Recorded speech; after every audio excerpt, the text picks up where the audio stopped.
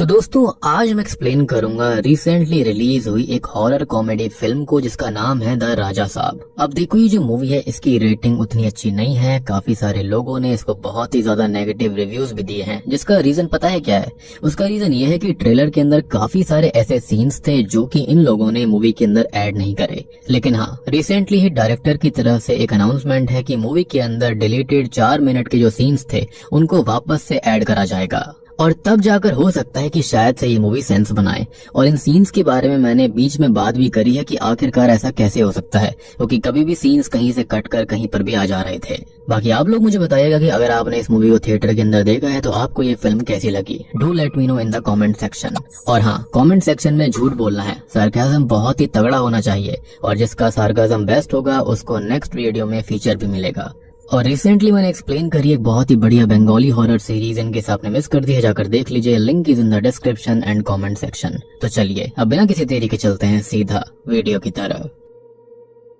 तो कहानी की शुरुआत होती है नरसापुर जंगल हैदराबाद से, जहां पर हम देखते हैं एक लाश उठाने वाली गाड़ी को, जिसके अंदर एक वार्ड बॉय एक लाश का अंतिम संस्कार करने के बाद उसकी अस्थियों को लेकर जा रहा होता है। वो एक होटल आता है जहां पर होटल मालिक से उसकी कुछ बहस हो जाती है और बहसबाजी में वो बताता है कि वो एक लाश की अस्थियां ला रहा है जिसके पास से उसे कुछ सामान और एक 500 रुपए का नोट मिला था। अब अचानक से होता यह है कि ये 500 रुपए का जो नोट होता है वो उठकर खुद पे खुद कहीं जाने लगता है। वो जंगल में आ जाता है जिसके पीछे पीछे ये वार्ड बॉय भी आ गया था और हम आस पास हलचल होता हुआ देखते हैं। अब जंगल के अंदर एक बड़ी सी छिपकली यानी कि कोमोडो ड्रैगन उसको डराती है, जिससे कि वो दूसरी साइड भागने लगता है और नोट का पीछा करते हुए एक बहुत बड़ी और खाली पड़ी हुई हवेली तक आ जाता है। अब ये वार्ड बॉय हवेली के अंदर जाता है जहाँ पर उसे कुछ अजीब सी पेंटिंग्स दिखती हैं जिसमें कई सारे स्पाइरल्स बने हुए थे जिनसे कि हिप्नोसिस किया जाता है। ढेर सारी आंखों के सिंबल थे और ऐसी ही पेंटिंग्स वहाँ पर थी और ये उसे चलती हुई नजर आती हैं, लेकिन वो उस नोट के लालच में इसको इग्नोर कर देता है। साथ ही साथ ये हवेली बहुत ही अजीब थी क्योंकि यहाँ पर एक बिल्ली दीवार पर उल्टी चल रही होती है।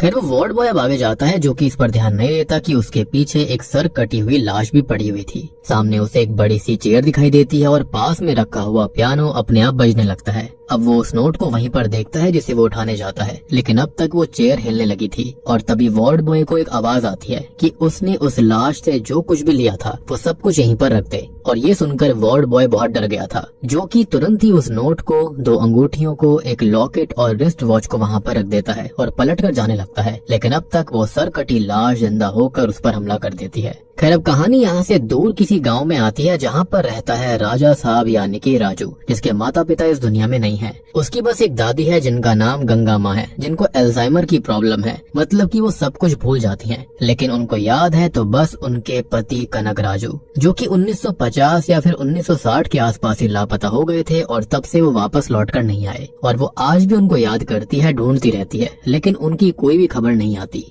राजू इससे काफी परेशान रहता है और उसकी एक दोस्त भी है अनीता, जो कि उसको संभालती है, उसकी हेल्प करती है, उसको पैसे वगैरह भी देती रहती है क्योंकि वो उसको बहुत ही ज्यादा पसंद करती है, उससे प्यार करती है, इनफैक्ट उससे शादी करना चाहती है। लेकिन यहाँ पर राजू जो है ना, वो खाली उसका इस्तेमाल कर रहा होता है पैसे के लिए। यानी कि राजू जानता है कि अनीता उससे प्यार करती है, लेकिन वो खाली यहाँ पर उसका इस्तेमाल कर रहा होता है। खैर अब एक दिन उससे मिलने उसका कोई दोस्त आता है जो कि उसे अपनी और अपनी बीवी की फोटो दिखाता है जो कि उसने हैदराबाद में खींची थी, जिसके अंदर राजू अपने दादाजी को नोटिस कर लेता है और ये देखकर शॉक्ड हो जाता है कि अगर उसके दादाजी हैदराबाद में हैं तो वो आज तक लौटकर क्यों नहीं आए। अब वो ये फोटो अपनी दादी को दिखाता है जो कि अपने पति को देखते ही पहचान जाती है कि ये तो कनक राजू हैं। अब राजू अपने मामा जी को कॉल करता है जो कि हैदराबाद में ही रह रहे हैं और पुलिस डिपार्टमेंट में हैं, जो कि ये कहते हैं कि ये पुराना केस है तो इसको रीओपन करने के लिए 5 लाख रुपए लगने वाले हैं।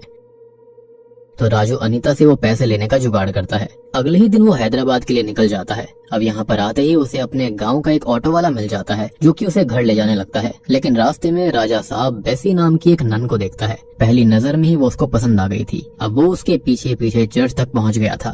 अब यहाँ पर उसे एक लिली नाम की बच्ची मिलती है जिससे वो बात करता है और वो बेसी की तरफ इशारा करती है, लेकिन वहाँ पर बेसी के साथ साथ एक और नन खड़ी हुई थी जिसका नाम था स्टेला। तो लिली को लगता है कि राजू उसकी बात कर रहा है, जिसका वो नाम ले लेती है और राजू को लगता है कि जिसे वो पसंद करता है उसका नाम असल में स्टेला ही है। खैर अब लिली यहाँ से जाने लगती है और राजू को एक नन से ये पता चलता है कि लिली को असल में हार्ट प्रॉब्लम है, जिसके लिए ही चर्च डोनेशन इकट्ठा कर रही है। तो राजू अपने लाए हुए 5 लाख में से 3 लाख उसके इलाज के लिए दे देता है। साथ ही साथ ये भी कहता है कि उसे ये गुप्त रखना होगा।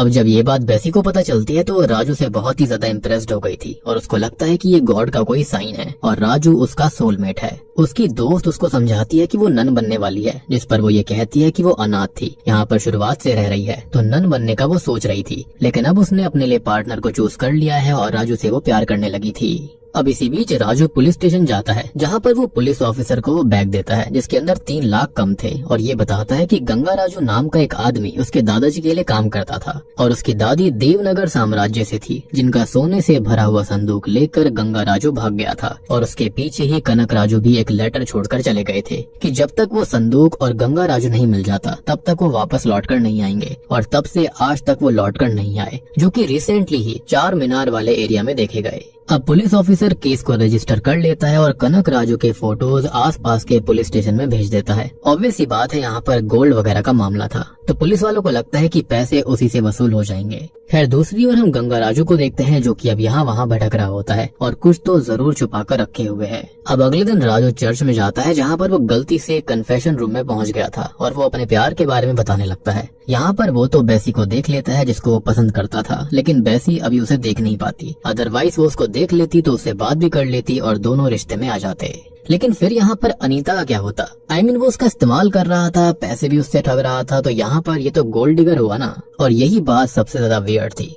जो लड़की उससे प्यार करती थी वो यहाँ शहर में आते ही उसे 2 दिन में भूल गया। 2 दिन क्या, यहाँ पर आते ही भूल गया था। खैर अब शाम को राजू घर पर था, जिसे बेसी का एक कॉल आता है और कॉल पर नाम से यानी कि राजू बेसी को और बेसी राजू को नहीं पहचान पाती। ऑब्वियसली इन दोनों को अभी इनका नाम पता नहीं था। वो ये बताने लगती है कि जिस दादाजी को वो ढूंढ रहा है वो असल में एक फ्रॉड है। तो कुछ टाइम पहले वो एक बच्ची को एडमिट करवाने हॉस्पिटल गई थी, जहाँ पर उसे कनक राजू लाइन में मिले थे, जिसके माथे पर एक अजीब सा सिंबल था, यानी कि बैंक के अंदर से ये लोग, जिसने की बेसी को हिप्नोटाइज कर लिया था। और ऐसा करते समय उसके माथे का जो सिंबल होता है और आंखें लाल होकर चमकने लगी और कनक राजू ने बेसी की आंखों में देखते हुए बस इतना बोला कि पैसे दे दो। तो बेसी ने उनको पैसे दे दिए, जिसके बाद में वो वहाँ से चली गई। अब राजू को ये सब सुनकर काफी दुख होता है, जो कि अपनी दादी को फोन करता है कि क्या दादाजी ऐसे थे, जिस पर वो ये बोलती है कि नहीं, वो ऐसे नहीं थे, बल्कि लोगों की दिलो जान से मदद किया करते थे, जिसको सुनकर वो थोड़ा सा रिलैक्स होता है। अब वो पुलिस स्टेशन भी जाता है और बाहर से गंगा राजू उस पर पूरी नजर रख रहा था। अब अगले दिन वो कैफे के अंदर बैठा हुआ था, जहाँ पर उसे बेसी का कॉल आता है, जो कि उस पर गुस्सा कर रही थी क्योंकि उसकी नजर में वो एक लोफर है और अभी वो उसे जानती भी नहीं है। साथ ही साथ पुलिस ऑफिसर का भी कॉल आता है, जो कि ये बोलता है कि 3 लाख रुपए कम थे, जो कि उसे जल्दी से जल्दी चाहिए, नहीं तो राजू के मामा के साथ अच्छा नहीं होगा।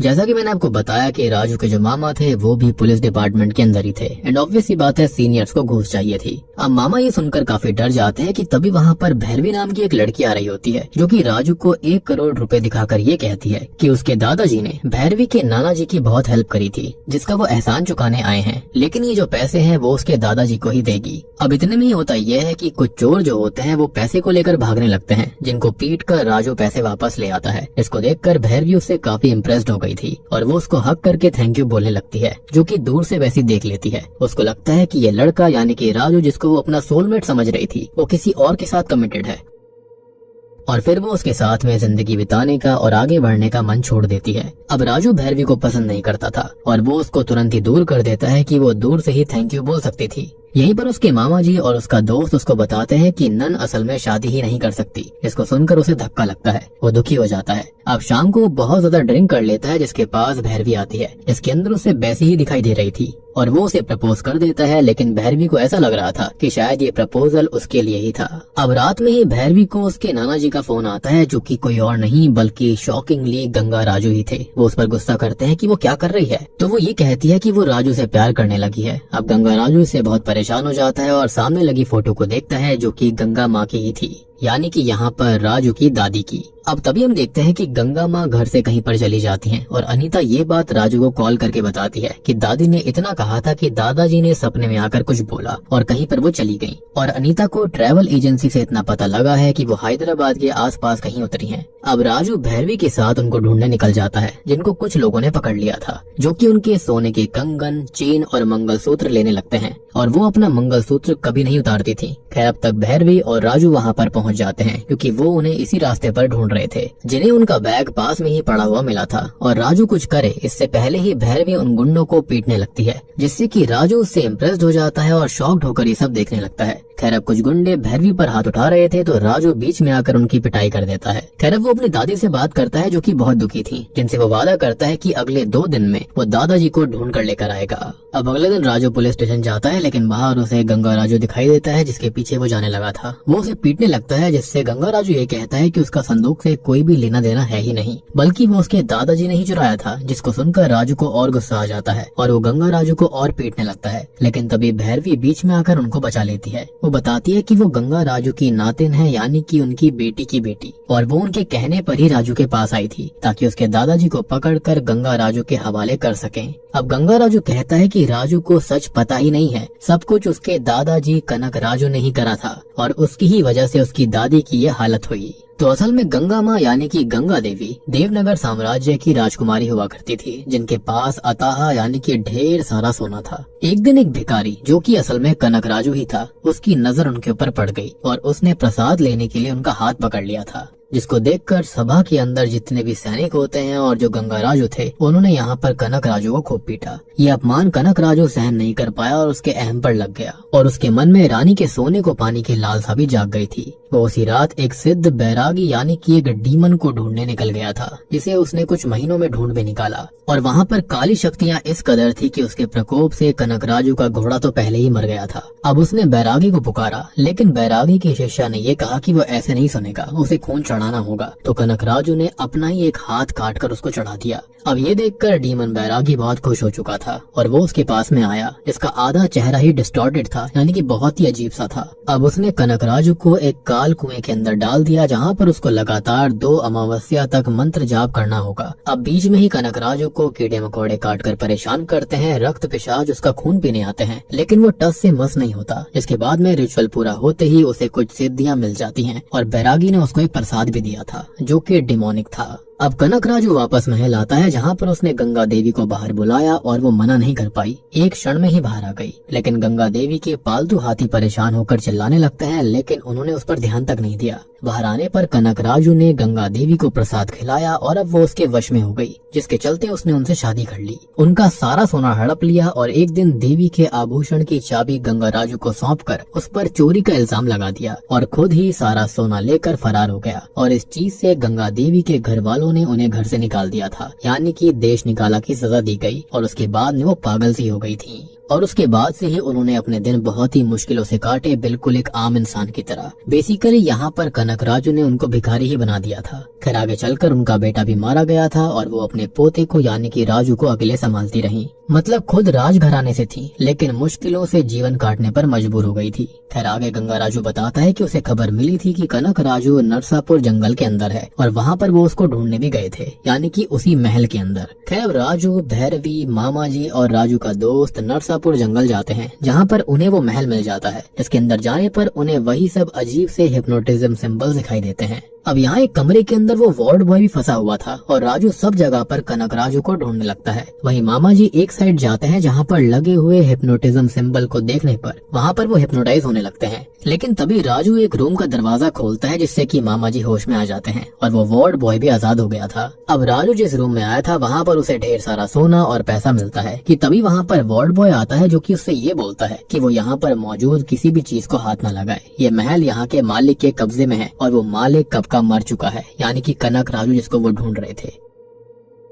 तो असल में जिस हॉस्पिटल में ये वार्ड बॉय काम करता था, वहाँ पर कनक राजू हार्ट अटैक आने से मारा गया और अब वो इस जगह को हॉन्ट कर रहा था और उस वार्ड बॉय ने ही उनका अंतिम संस्कार किया था और उसने ही वार्ड बॉय को यहाँ तक खींचकर बुलाया ताकि उसकी अस्थियां यहाँ पर आ सके, ताकि उसका विसर्जन ना हो पाए और वो यहाँ पर बच जाएगा, यानी कि उसकी रूह हमेशा यही रहेगी। खैर अब तभी राजू सबको ये सोना बटोरने के लिए कहता है और बताता है कि वो इस सोने का असली वारिस है, जिसको वो लेकर ही जाएगा। कि तभी वहाँ पर एक व्हेल उड़कर आती है और एक साउंड सिस्टम के पास जाती है, जिससे कि कनक राजू की ही आवाज आ रही थी कि ये महल उसका शरीर है और खजाना उसकी आत्मा है और वो इससे जुड़ चुका है और वो मरने के बाद भी अपना खजाना किसी को नहीं देगा, यानी कि उसको पैसों से इतना ज्यादा प्यार था। खैर राजू इसके लिए नहीं मानता और उसको चैलेंज करता है कि तभी कनक राजू की अस्थियों का कलश टूट जाता है, जिससे कि उसकी राख बाहर आती है और अब वो उससे ही अपना रूप लेता है। वो राजू के सामने आ गया था, जिससे वो ये कहता है कि वो यहाँ से नहीं जा पाएगा और वो यहाँ पर खुद नहीं आया बल्कि उसे कनक राजू लेकर आया है। और टेक्निकली देखा जाए तो कनक राजू यहाँ पर राजू का दादा था, लेकिन ऑब्वियस ही बात है ऐसा नहीं होना चाहिए था। यहाँ पर कनक राजू ने बहुत बड़ी गलती करी थी, उसने सबको धोखा दिया था।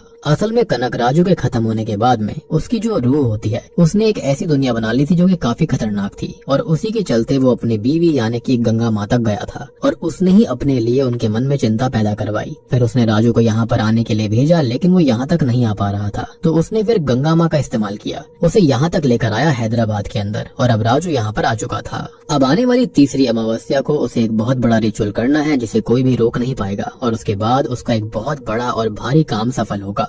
अब राजू और बाकी लोग महल से बाहर जाने की बहुत कोशिश करते हैं, लेकिन अब तक मेन डोरी गायब हो गया था, जिस पर वार्ड बॉय कहता है कि ये कनक राजू का माया महल है, यहाँ पर वो अपनी मर्जी से आ तो सकते हैं लेकिन जाना सिर्फ कनक राजू की मर्जी से ही होता है, और वो यहाँ पर इतने दिन से इसलिए तो फंसा हुआ था। अब वो लोग दूसरा दरवाजा ढूंढते हैं, लेकिन उनके बाहर निकलने पर बीच जंगल से बिना पटरी के रेल निकलने लगती है, और वो लोग वापस अंदर आते हैं तो उनको बाकी चीजें हॉन्ट करती हैं। अब इसी बीच गंगा माँ को कनक राजू का एक सपना आता है, जो कि उसको इस महल के अंदर बुला रहे थे, ये कहते हुए कि वो खत्म होने वाले हैं और जल्दी ही गंगा माँ यहाँ पर आ जाएं। वो ये बात राजू को फोन करके बताती है, जिससे कि वो और परेशान हो जाता है कि आखिरकार अब कनक राजू को गंगा माँ से क्या चाहिए और ऐसा कौन सा उसका बहुत बड़ा मकसद बाकी है। खैर अगले दिन वो लोग खजाना लेने आते हैं तो सीधा हॉस्पिटल के ग्रेवयार्ड में पहुंच जाते हैं, जहाँ पर कनक राजू की लाश को जलाया गया था, जो कि जलती हुई लाश उनको हॉन्ट करने लगती है। अब वो लोग महल के अंदर भाग जाते हैं और अब तक तो आपको समझ आ गया होगा कि ये महल असल में माया महल वाकई में है, मतलब कि जो है भी नहीं वो दिखता है। सच को झूठ बताना, झूठ को सच करना कनक राजू इजीली कर सकता था, यानी कि कनक राजू सबके दिमाग से खेल रहा था, सबको बांध कर रख रहा था, उसने अपनी एक अलग ही दुनिया बना रखी थी। खैर अब वो लोग विंडो से रस्सी डालकर भागने की कोशिश करते हैं, लेकिन इसमें भी नाकामयाब हो जाते हैं। इतने में ही वो मेन महल के मेन एंट्रेंस में एक गाड़ी आता देखते हैं, और ये गाड़ी असल में बेसी की थी, जो कि यहाँ पर कनक राजू से अपने पैसे लेने आई है, और हो सकता है कि शायद से उसको भी यहाँ पर बुलाया गया होगा। वो राजू से थोड़ी बहुत बात करती है, जिसे वो ये बता देती है कि वो तो चर्च में खाली स्टूडेंट थी और शादी वगैरह वो कर सकती है, वो प्रॉपर नन नहीं बनी है, जिससे कि उसे काफी दुख होता है क्योंकि वो उसकी ना हो सकी। ऑल्दो वो कुछ देर पहले ही भैरवी के साथ इंटीमेट हो चुका था, जो कि बहुत ही वियर्ड बात थी, और वियर्ड इसलिए क्योंकि भैरवी इससे पहले पानी में कहीं से भीग कर आई थी और उसके बाद में वो राजू के साथ इंटीमेट हो गई, जो कि कैसे हुआ क्या हुआ कुछ भी समझ में नहीं आता। खैर अभी हम देखते हैं कि बेसी असल में एक आदमी के साथ आई थी जिसका नाम है RIP, और जिसके साथ वो खजाने वाले रूम में जाती है, जहाँ पर एक गोश्त उसे हॉन्ट करता है और वो दोनों बाहर भाग जाते हैं। आगे भी उनको कुछ चीजें हॉन्ट करती हैं, लेकिन सब लोग उनको संभालते हैं। अब तक राजू बेसी से बात करने उसके आसपास ही घूम रहा था, काफी खुश था, अटेंशन दे रहा था, जो कि भैरवी को अच्छा नहीं लगता, जिस पर वो उसे कन्फ्रंट करती है, लेकिन वो ये कहता है कि उसका बेसी के साथ कुछ नहीं है। थोड़ी देर के बाद में बेसी अपने रूम में ही थी, जहाँ पर वो प्रेयर्स कर रही थी, जिसके पास राजू आता है और बताता है कि वो उसे बहुत प्यार करता है, लेकिन उसे ये लगा कि वो शादी वगैरह प्यार वगैरह से दूर रहेगी, तो उसने उसका रास्ता छोड़ दिया था, लेकिन वो तो शादी कर सकती है, तो अब वो उसको प्रपोज करने आया है। वो भी बात को समझ जाती है कि भैरवी को उसने गलती से अपने साथ जोड़ लिया था, और अब बेसी भी अपने प्यार का इजहार कर देती है क्योंकि वो भी उसके पीछे पागल थी। खैर इसी बीच हम कनक राजू को एक बकरी की बलि देता भी देखते हैं, जो कि वो अपनी दुनिया में कर रहा था, यानी कि माया जाल की दुनिया में। अब अगले दिन भैरवी बेसी से बात करने जाती है कि आखिर उसका और राजू का कनेक्शन पहले से है, लेकिन ये राजू यहाँ पर बात होने देना नहीं चाहता था। वो अचानक से नाटक करने लगता है कि उसमें कनक राजू की आत्मा आ गई है। वो उसी चेयर पर बैठ जाता है जो कि शुरुआत में देखी गई थी, और अब तक उसकी दादी का कॉल उसके पास आता है। वो दादी से बात करने लगता है, लेकिन सडनली उसकी आवाज बदल जाती है, जो कि ये कहने लगता है कि उसका पति मारा जाएगा, और अभी सबको राजू में किसी और की ही झलक दिखाई देती है। खैर अगले दिन राजू दादी से माफी मांगता है कि वो तो बस गुस्से में वैसे ही बात कर रहा था।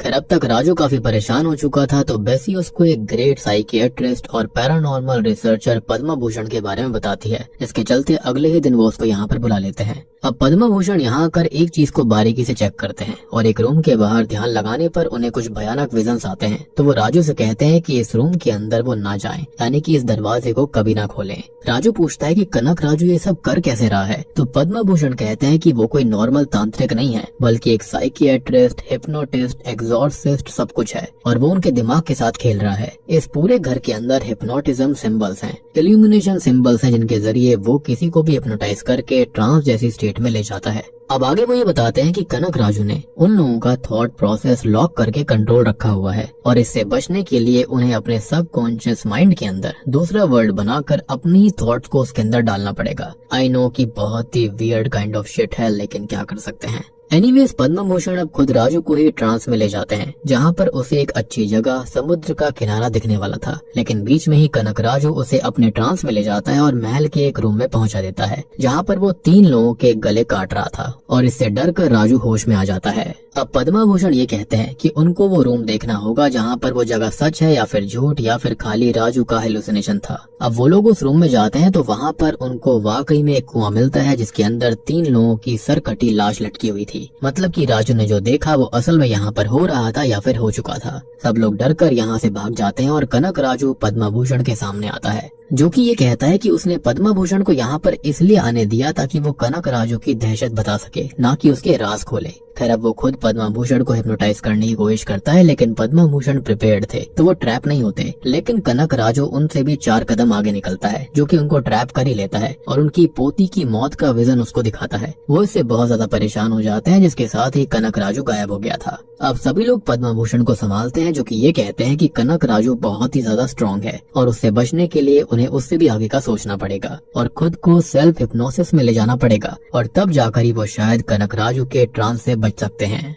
बेसिकली अपनी सोच को, अपने माइंड को अपने ही दिमाग के अंदर एक ऐसी अलग जगह पर कैद रखना पड़ेगा जहाँ पर कनक राजू पहुँच ना पाए और उनको यहाँ पर मैनिपुलेट ना कर पाए। आई होप कि आपको अब थोड़ा बहुत समझ में आ रहा होगा और इसको बिल्कुल इट वेलकम टू डेयरी के डिक हेलोरन वाले कॉन्सेप्ट से आप समझ लो। जैसे कि उसने अपने दिमाग के अंदर ही सारी चीजों को लॉक करके ताला मार दिया था और चाबी को ऐसी जगह फेंक दिया था जिसको वो खुद भी ना ढूंढ पाए। बिल्कुल उस तरह का कॉन्सेप्ट है। आई मीन कोशिश तो करी गई है, लेकिन उस लेवल तक ये लोग पहुंच नहीं पाए। अब पद्म भूषण एक किताब से देखकर आगे ये बताते हैं कि शास्त्र चक्र को काबू में करके ऐसा हो सकता है, लेकिन उसके लिए युगों युगों की साधना लगती है। लेकिन अगर कोई अपने इमोशंस में लीन होकर कोशिश करे तो आगे कुछ हो सकता है, लेकिन इससे पहले वो आगे और कुछ बता पाते, इससे पहले ही वो किताब अपने आप जल जाती है, जो कि कनक राजू का ही करा धरा होगा और तभी एक इनविजिबल शक्ति उन्हें यहाँ से वहाँ पटक कर सीधा महल के बाहर फेंक देती है। अब आगे उनका क्या हुआ कुछ भी नहीं पता, वो मारे गए, जिंदा थे, कोई आइडिया नहीं है। खैर अगले दिन राजू बेसी के साथ था कि तभी वहाँ पर भैरवी आ जाती है, जो कि उस पर गुस्सा करती है और इंटीमेट वाली बात बता देती है, जिससे कि बेसी भी गुस्सा हो गई थी।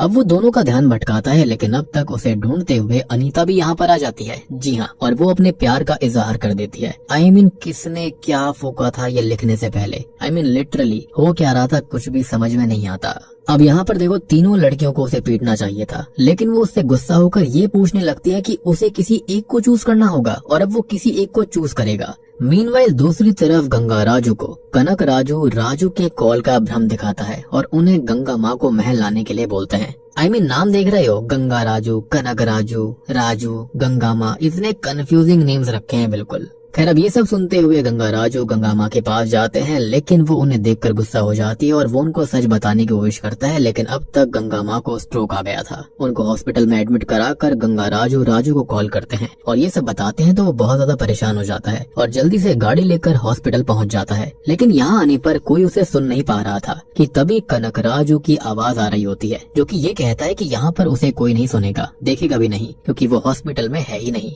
वो तो महल से कभी बाहर गया ही नहीं था और ये बस कनक राजू का दिया हुआ एक भ्रम था और उसे कनक राजू से अलग सोचना होगा, तभी वो यहाँ से बाहर जा सकता है। साथ ही साथ उसने उसकी दादी से उसे अलग किया ताकि अमावस्या पर वो गंगा माँ को जान से मार सके।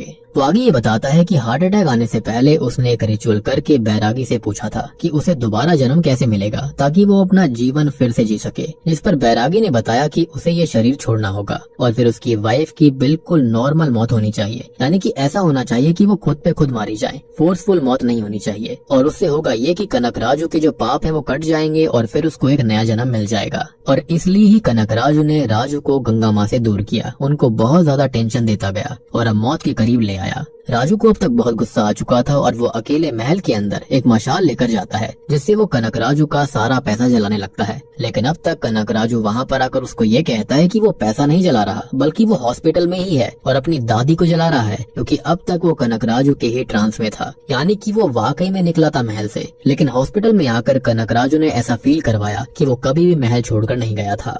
अब राजू होश में आता है तो वो सच में दादी को जला रहा था जिनके पैर जल भी गए थे, जिनको देखकर एक नर्स चिल्लाने लगती है और वो जल्दी जल्दी आग बुझाने लगता है। अब वो देखता है कि यहाँ तो महल वाली मशाल है और अगले ही पल वो खुद को महल में पाता है। कनक राजू उससे कहता है कि वो अब इस ट्रांस में फंस चुका है और वो खुद को दोनों जगह पर पाता है, यानी कि यहाँ पर बहुत ही वियर्ड चीजें चल रही थी।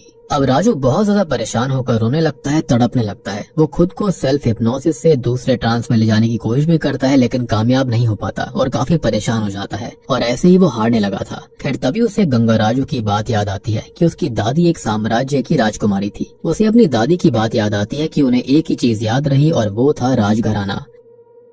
उसे पद्मा भूषण की बात याद आ गई कि उसे खुद के ट्रांस में जाना होगा और कैसे जाना होगा, ध्यान लगाकर किसी एक की पॉइंट को पकड़ना होगा। और अब वो एक ट्रांस बनाता है जिसके अंदर उसकी दादी देवनगर साम्राज्य की महारानी है और ऐसे वो खुश होता है कि वो कनक राजू के ट्रांस से निकल गया। कनक राजू समझ जाता है कि अब राजू उसकी कैद से बाहर जा रहा है तो वो उसे फिर से ट्रांस में लाने की कोशिश करता है, लेकिन राजू अपने ही ट्रांस के अंदर अच्छे से रम गया था। अब महल के अंदर वो पैसों में आग लगाने लगता है कि तभी कनक राजू एक मगरमच्छ प्रकट करता है और वो राजू पर हमला करने लगता है, लेकिन राजू उससे लड़कर उसे मार डालता है। खैर अब कनक राजू की परछाई से महल के सोल्जर स्टैचू को जिंदा करता है, जिनको मारने पर राजू को ही दर्द हो रहा था, लेकिन वो एक बार में ही स्टैचू को जला देता है जिससे कि वो भी खत्म हो जाते हैं। अब कनक राजू को रेत के समुद्र में फंसा देता है, लेकिन अपनी दादी की आवाज से राजू उससे भी बाहर आ गया था। वो सारे के सारे पैसों को, दौलत को जलाने पर था, जो कि असल में कनक राजू की सोल थी। कि तभी कनक राजू बैरागी को बुलाता है जो कि ये बताता है कि राजू अपने हर इमोशन, गुस्सा, दुख, प्यार और सबके पीक पर आ चुका है और अब वो कहीं तक भी सोच सकता है, मतलब कि अपने माइंड में चीजों को कहीं तक भी समझ सकता है। और वो ऐसे ही करता रहा तो उसके सारे चक्र जाग जाएंगे और फिर कनक राजू को खत्म करने के लिए खुद ब्रह्मांड भी राजू का साथ देगा। और यही तो होता है वो शास्त्र का मतलब, यानी कि पूरे के पूरे ब्रह्मांड की एनर्जी से मिल जाना। अब कनक राजू बैरागी की आत्मा को उसके आत्मा से मिलाने के लिए बोलता है, नहीं तो अभी वो राजू से हार जाता। और बैरागी अपने स्टूडेंट यानी कि अपनी सोल को उसके आत्मा से मिला देता है। और अब कनक राजू से कहता है कि अगर उसने दादी को बताया कि उसका पति मारा गया है तो दादी भी मारी जाएगी। तभी हम देख पाते हैं कि ये दोनों मिलकर एक बहुत बड़ा सा डीमन बन चुके थे। और अब तभी हम देख पाते हैं कि यहाँ पर कनक राजू और बैरागी मिलकर एक बहुत बड़ा सा दैत्य डीमन बन जाते हैं। बिल्कुल ये क्लैश ऑफ द टाइटन्स की तरह लग रहा था। एनीवेज तभी कनक राजू से कहता है कि अगर उसने दादी को बताया कि उसका पति मारा गया है तो दादी भी मारी जाएगी, जिसकी चिता राजू को जलानी पड़ेगी। राजू को इससे दुख होता है कि तभी बैरागी और कनक राजू एक होकर राजू को पकड़ लेते हैं। वो उसकी लाइफ फोर्स को, लाइफ एनर्जी को खा रहे थे। अब राजू अपनी दादी को याद करता है जो कि ये कहती है कि वो दुर्गा माता का अंश है और वो खास नक्षत्रों में पैदा हुआ था और अब उसके साथ खुद देवी हैं, जिसके साथ ही राजू के सारे चक्र एक्टिव हो गए थे। और अब वो कनक राजू को, जो कि बहुत बड़ा हो चुका था, उसको एक पंच में गिरा देता है।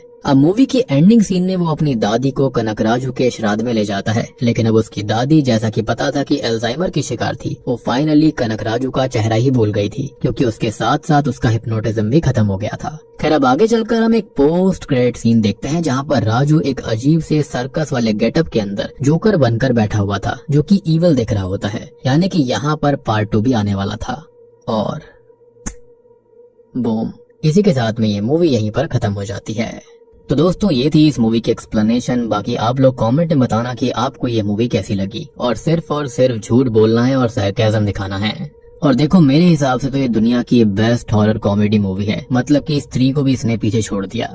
मतलब इट वेलकम टू डेरी वाले जो थे वो डिक हैलोरन के दिमाग के कॉन्सेप्ट को क्या ही दिखा पाए थे, यहाँ पर राजा साहब के अंदर कितना बढ़िया से उसको शो करा गया है। तो उम्मीद करता हूँ कि वीडियो पसंद आई होगी। पसंद आई है तो वीडियो को लाइक कर दीजिए, चैनल के ऊपर नए हो तो सब्सक्राइब कर लो, और कमेंट करे बिना तो बिल्कुल मत जाना। तो मैं आप सबको मिलता हूँ अगली वीडियो के साथ में, तब तक के लिए